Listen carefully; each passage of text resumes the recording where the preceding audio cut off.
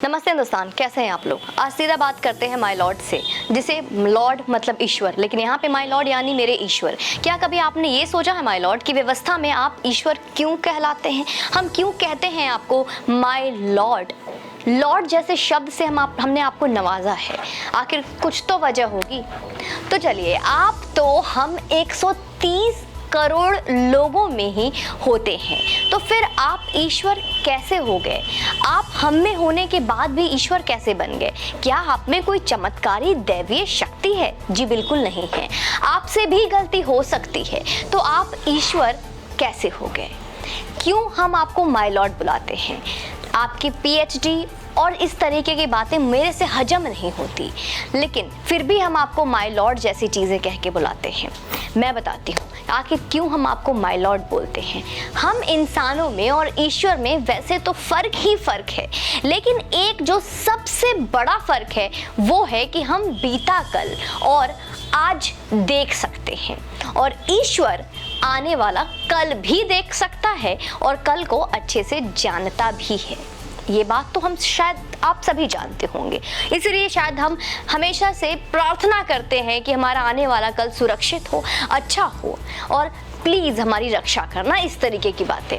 तो जब भी आप कोई आदेश देते हैं, माय लॉर्ड से बातें करते हैं, जब भी कोई आप आदेश देते हैं, कोई फैसला देते हैं, कोई स्वतः संज्ञान लेते हैं या कोई याचिका को खारिज करते हैं, वो भी सिर्फ ये कहकर कि जाओ पीएचडी करके आओ, तो एक बेंचमार्क होता है। यानी कि हम मानकर चलते हैं कि आपके द्वारा कही हुई सारी बातें भले किसी खास या पर्टिकुलर मामले से संबंध रखती हो, लेकिन ये भविष्य को ध्यान में रखकर ही कहा गया होगा। ये हम यकीन करते हैं और इस पर हम पूरा विश्वास रखते हैं, और इसी विश्वास से हम आपके पास जाते हैं और इसी विश्वास से हम आपके फैसले का इंतज़ार करते हैं। बीते दिनों आपने सिर्फ ताजमहल के 22 बंद कमरों को खोलने की याचिका खारिज की, बल्कि उस फैसले में पहले पीएचडी करो, रिसर्च करो, पीएचडी और रिसर्च करो, फिर आओ जैसी एक बेहद ओछी टिप्पणी भी की। लेकिन इससे कोई हिंदुओं का बल टूट नहीं गया है। जो पीएचडी करने का सोच भी नहीं रहे थे, अब वो भी पीएचडी करने को तत्पर हैं, करने को तैयार हैं, और अब वो पीएचडी भी करेंगे क्योंकि वो हार नहीं मानेंगे माय लॉर्ड। खैर, उस मामले पर हमें जो आपत्ति दर्ज करनी थी, हम अपने संवैधानिक दायरे में रहकर भी अभी मैं बात आपके उस फैसले को लेकर कह रही हूं जो आपके राजद्रोह कानून को लेकर सुनाया है।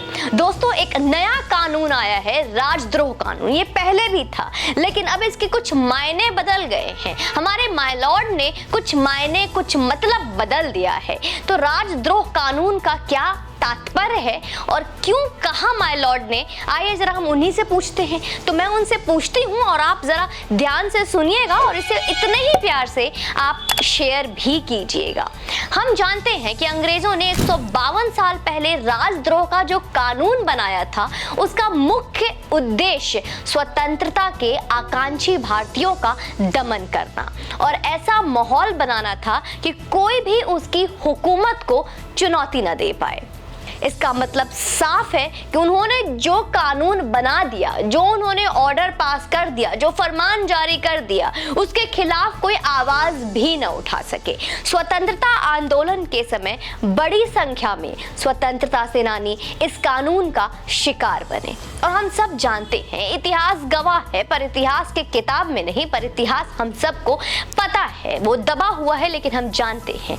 इसमें बाल गंगाधर तिलक और गांधी जैसे नेता भी शामिल थे। स्वतंत्रता के बाद हमारे संविधान निर्माताओं ने एक ऐसा संविधान तैयार किया जो पूरी दुनिया में एक मिसाल बना।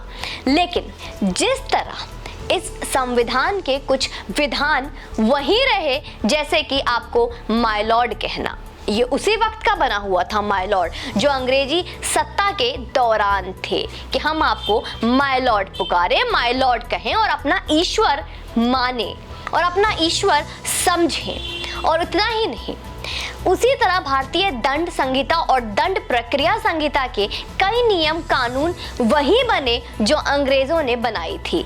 इनमें एक राजद्रोह कानून भी बने थे दोस्तों। अब राजद्रोह कानून उस वक्त का कानून है जो कि अंग्रेज बना के चले गए, जो अंग्रेज माय लॉर्ड जैसे शब्द हमें देकर चले गए और आज हम उसको दोहरा रहे हैं और उसी को सच मानकर बैठे हैं। राजद्रोह कानून के मनमाने इस्तेमाल के सिलसिले में बीते दिनों जब इस कानून को रद्द करने की मांग वाली एक याचिका की सुनवाई करते हुए आपने केंद्र सरकार से राय जाननी चाहिए, तो पहले तो केंद्र सरकार ने इस कानून को बनाए रखने की पैरवी की, आपसे आग्रह किया कि ये राजद्रोह कानून रहने दिया जाए, इसे खारिज ना किया जाए और इस पर जो भी आपके विचार हुए उस पे उन्होंने इस कानून को बनाए रखने की पैरवी की थी, क्योंकि ऐसे बहुत सारे देश विरोधी ताकतें, ऐसे चीजें होती हैं हमारे आसपास जिस पे कि देशद्रोह कानून सटीक है और ये लगना भी चाहिए। लेकिन फिर प्रधानमंत्री की अप्रासंगिक कानूनों को खत्म करने की पहल का हवाला देते हुए उन पर पूर्ण विचार का भरोसा दिया और इसके लिए 3 माह का समय भी आपसे मांगा गया। शायद ये चीजें आप लोगों तक नहीं पहुंची होगी, कुछ लोगों को इसके बारे में जानकारी भी होगी, तो मैं आपको इसी के बारे में और विस्तार में बताती हूँ कि जब प्रधानमंत्री से के बारे में जब इससे बात की गई तो फिर उस वक्त क्या हुआ। इसके बावजूद हमारे माय लॉर्ड ने क्या किया, इसके बावजूद हमारे माय लॉर्ड ने केवल इस कानून का इस्तेमाल पर रोक लगा दी, कानून पे ही रोक लगा दी, बल्कि इसकी समीक्षा होने तक ऐसे मामलों में कोई कदम न उठाने का भी आदेश दे दिया हमारे माय लॉर्ड ने। क्यों माय लॉर्ड? देश विरोधी ताकतें जब देश के हित से परे होकर कुछ ऐसे काम करते हैं और उस वक्त जब आप इस कानून को रद्द करेंगे तो क्या होगा और उनकी ताकतें और बढ़ नहीं जाएगी। आपके अपने निर्णय में जिस तरह यह कहा कि किसी के भी खिलाफ राजद्रोह का मामला दर्ज नहीं होगा, ये आपके शब्द थे कि किसी के भी खिलाफ, किसी के भी, चाहे वो आतंकवादी ही क्यों ना हो, चाहे वो देश के हर आतंकी गतिविधियों में शामिल ही क्यों ना हो, कोई भी राजद्रोह का मुकदमा नहीं चलेगा। कोई ऐसा कानून ही नहीं रखा आपने। उनके उन तत्वों को कहीं बल तो नहीं मिल जाएगा जिनका आचरण वास्तव में राजद्रोह के दायरे में आता है माय लॉर्ड। कभी इस बारे में आपने सोचा? क्या इस बारे में आपने विचार भी नहीं किया? आपका अंतिम निर्णय कुछ भी हो, किंतु ऐसे किसी नतीजे पर नहीं पहुंचा जा सकता कि राजद्रोह का प्रत्येक मामला सरकार की मनमानी का परिचायक ही होता है। इसका मतलब साफ है कि राजद्रोह का चाहे वो कोई भी मामला हो, सरकार की मनमानी हो, जनता की मनमानी हो या फिर कोई इस तरीके के जो आतंकी लोग हैं, जो दंगाई लोग हैं, वो सब आपके ही परिचायक होंगे। कोई भी ऐसा दावा नहीं कर सकता कि देश में वैसी कोई गतिविधियां नहीं हो रही जो राजद्रोह के दायरे में ना आती हो। शायद यह बहुत लोगों को नहीं पता होगा दोस्तों कि इस तरीके का कानून, राजद्रोह जैसे कानून, जो अभी तक एंटी टेररिस्ट भी जिसे कहा जाता था, एंटी नेशनलिस्ट, अपने देश के विद्रोह में कुछ किया जा रहा है, देश के अगेंस्ट जाके कोई कुछ कर रहा है, वो कानून हमारे माय लॉर्ड ने हटा दिया। नक्सलवादी संगठन खुलेआम संविधान और लोकतंत्र को चुनौती देने में लगे हुए हैं। शहरों में नक्सलियों को अपना समर्थन देने वाली, जिन्हें अब अर्बन नक्सल कहा जाने लगा है, अभिव्यक्ति की स्वतंत्रता का दुरुपयोग ही करते हैं। अभिव्यक्ति की स्वतंत्रता, ये शब्द अब शायद बहुत ही मॉडर्न और एडवांस हो चुका है, पर ये डिपेंड करता है कि किस हिसाब से कौन कब इसको मोल्ड करता है और इसका कब इस्तेमाल किया जाता है। नक्सलियों की तरह पंजाब या कश्मीर में पाकिस्तान प्रायोजित राष्ट्र विरोधी गतिविधियां भी किसी से छिपी नहीं है।